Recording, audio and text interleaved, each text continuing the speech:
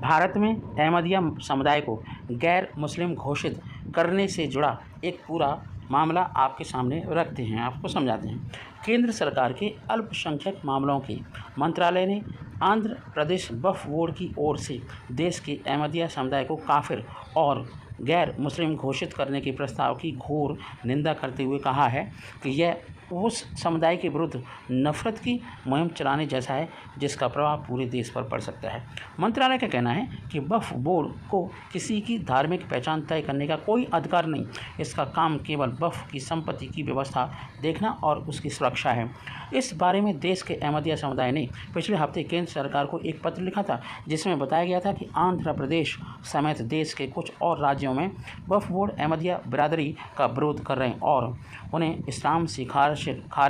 मतलब बहिष्कृत करने के प्रस्ताव पास कर रहे हैं। केंद्र सरकार ने इस मामले में हस्तक्षेप करते हुए आंध्र प्रदेश की सरकार को निर्देश दिया है कि वह राज्य वक्फ बोर्ड के असंवैधानिक और गैर कानूनी प्रस्ताव की समीक्षा करे और जो उसके अनुसार अहमदिया बिरादरी के विरुद्ध नफरत के अभियान चलाए जा रहे हैं उसे बंद कर दिया जाए, तुरंत प्रभाव से निरस्त कर दिया जाए। यह भी कहा गया कि वक्फ बोर्ड को अहमदिया समुदाय समेत किसी भी धार्मिक पहचान तय करने की कोई जिम्मेदारी नहीं होनी चाहिए, कोई जिम्मेदारी नहीं दी गई है और न ही यह उसके अधिकार क्षेत्र में आता है। अहमदिया समुदाय के अनुसार मिर्जा गुलाम अहमद ने 20वीं सदी की शुरुआत में इस्लाम के पुनरुद्धार आंदोलन का नेतृत्व किया था और उनके अनुयायी खुद को अहमदिया मुसलमान भी कहते हैं। गैर मुस्लिम और काफिर का क्या मतलब है यहाँ पर? आंध्र प्रदेश के वक्फ बोर्ड ने 20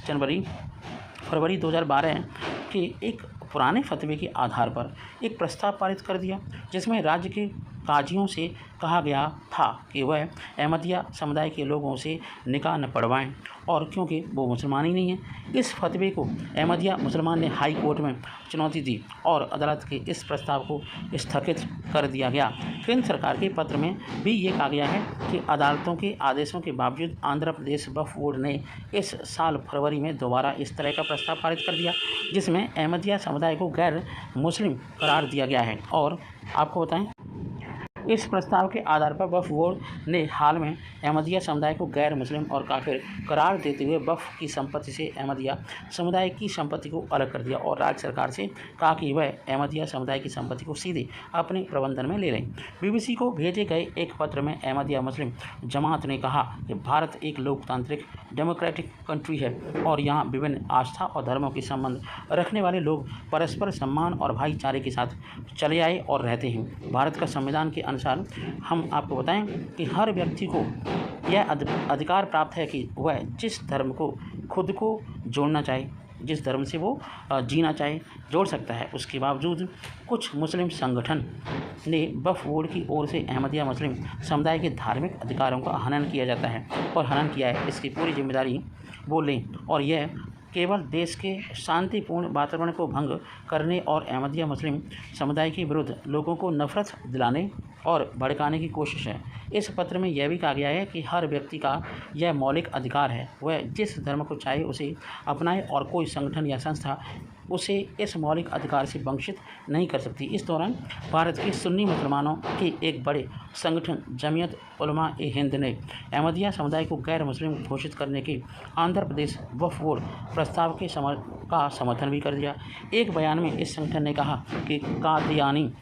अहमदिया इस्लाम की उस मूल आस्था में विश्वास नहीं रखते हैं कि इस्लाम के पैगंबर हजरत मोहम्मद आखिरी नबी ईश दूत थे। इस बयान में इस्लामी संगठन वर्ल्ड मुस्लिम लीग की 1974 की एक मीटिंग का उल्लेख भी किया गया है, जिसमें उसके अनुसार लीग के 110 देशों के मुस्लिम प्रतिनिधियों ने हिस्सा लिया था और जिसमें